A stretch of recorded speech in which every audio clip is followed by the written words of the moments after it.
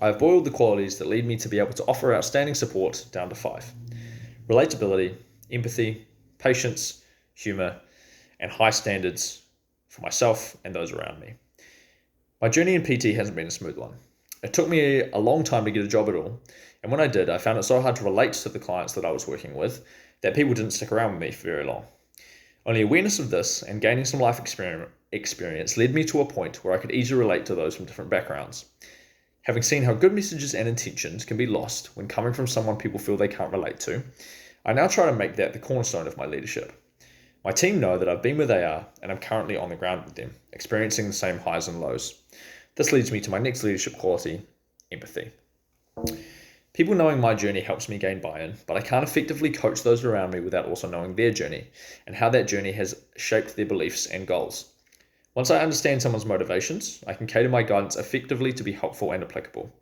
What works well for me will be a terrible model to build on for someone completely different. Successes and failures can be better learned from when you can see the whole picture. Speaking of failures, I'm a patient person. Perhaps it's in my nature, but I've always been happy to wait if I can see light at the end of the tunnel. With hope, I can be patient and endure. This is obviously helpful when dealing with people, especially when they are building a PT business. Failure is inevitable, doubt will creep in, but being patient along people's journeys gives them something to anchor to. If I can be the calm in the storm when things are going wrong, I can lower the stress in the environment and show that failure isn't the end. I can also help find the humour in the situation. Humour is a tool that I have learned to use more sparingly over time, but with greater effect. Humour can be a double-edged sword. It can completely cut the tension, improve the mood in a situation, and create a sense of fun in the workplace. However, it can also land poorly, create offence, or give the impression of not taking things seriously.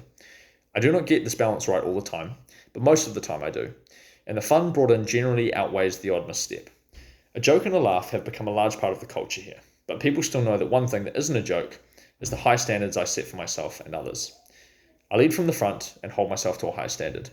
We can have fun, but everyone knows that the cost of working in an environment that gives them a lot is to give high standards in return. People know that as long as they do their best to meet the expectations of the high-performing environment that is Les Mills Lambton Key, that I will always be there to support them through failures, celebrate victories, and at the end of it all, have a laugh. My personal goal for the next 2 to 5 years is to work towards becoming the club manager at Les Mills Lambton Key.